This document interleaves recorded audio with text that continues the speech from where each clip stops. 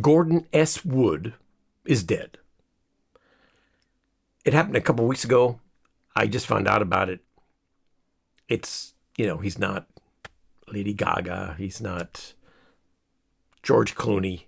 He was a historian. And I think he changed my life. He changed the way I looked at my home country. And I don't think I would have been able to understand what he was saying if I had not been living in Germany and in Europe for so long. It was only living in Europe that I was able to look back at America and compare America with other countries and see how different America is. And then I read the flagship book by Gordon S. Wood, The Radicalism of the American Revolution. And it's such a brilliant book. I think it won prizes. It won a Pulitzer. It's a brilliant, brilliant book. And it really tells you what happened, what sea change happened in 1776 when the American Revolution was a success. And I wouldn't have noticed it. I wouldn't have understood the book if I hadn't been in Germany. Because in Germany, you come as an American, you notice that people think differently. They have a different attitude toward the state. Compared with Americans, they have a strong feeling that the state should take responsibility for them, that the state is kind of always right, that the state needs more power and authority, and that we should give power and authority to the state more than we would want to, or more than an American would want to, maybe. In Germany, of course, they call the state father state. It's Vaterstaat. It's father state. There's a real emotional dependence on the state, and a feeling that the state has to be responsible for a large part of everyone's lives. And that comes out of a kind of a feudal, medieval system. Well, feudalism, I guess, is the system where the lords had power over everything, basically, almost all. They could tell you, depending on the situation, it was, more complicated than that, but they could basically tell most people who they could marry or not marry. They could tell you what job you could do, what job you could not do. It was very much an authoritarian system, because the system was built so that the guys down here, down on the lower level, had to accept that they were down there and they could never reach up and be higher, come into a higher level. There was no the idea of social mobility was just not existent. The idea was that God puts you in the place that you're in, and you have to accept that position. And God put you in, made you a king or a noble or something like that, and you had to accept that position. And God made you a peasant, a serf, which is basically a slave, and you had to accept that because that's the way it is. There's no change. There's no mobility. If you were an idiot, if you were a king and you were an idiot, you still would not lose your royalty, your kingship, your nobility. You would still be the king. It doesn't matter if you could do the job. And if you were a peasant and you were a genius, it doesn't matter. God says you're the peasant, you're the peasant. And that's an attitude of the Middle Ages. It's an attitude which continued into the 18th century when the American Revolution took place. There were spots where it was cracking and changing. Of course, a lot of them, in fact, and those changes were very interesting. One of the things that make the Middle Ages so interesting. But the basic idea was that you have your place and you should accept your place because that's your place. And I can see that even today in Germany. It's Germans and other Europeans will make fun of Americans for their ambition. If American says, something like, "Oh, I have a dream of being, a great," I want to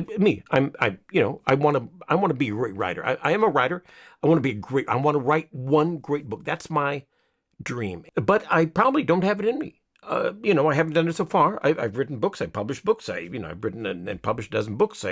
I've influenced people. I have, gotten praise and attention for it.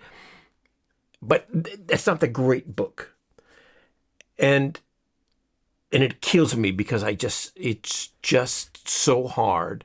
And I even went to a therapist. And she told me, she was a German therapist, and she said, "Oh no, it's what's making you unhappy is your goal. You have to that goal. Forget it. You cannot do it. Be satisfied with who you are and what you are. Stay down. Stay here on your level." And I tried it, and of course, it makes sense. By the way, it's true. I mean, successful people, really successful people, are not not the norm. If you have big dreams or big goals, chances are the chances of you failing are greater than the chances of you succeeding. There will always be more failure than success in this world. Statistically, that's just the way it is. And so in a way, she was right. But I tried it, and it's just not me. I just don't do that. This is who I am, and I will die trying. And if I don't make it, that's still me. That's who I am. That's what I do.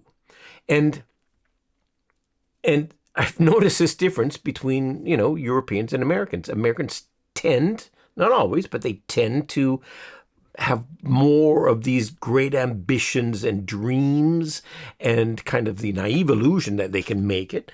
And Europeans have this more practical sense of, let's stay who we are on our level, in our social class. Let us not try to be more than we are. And I noticed that Europeans would make fun of Americans who have these ambitions, and they think of them as naive and kitschy and dumb. And then I read this book, the radicalism of the American Revolution. I should. Come on. There it is.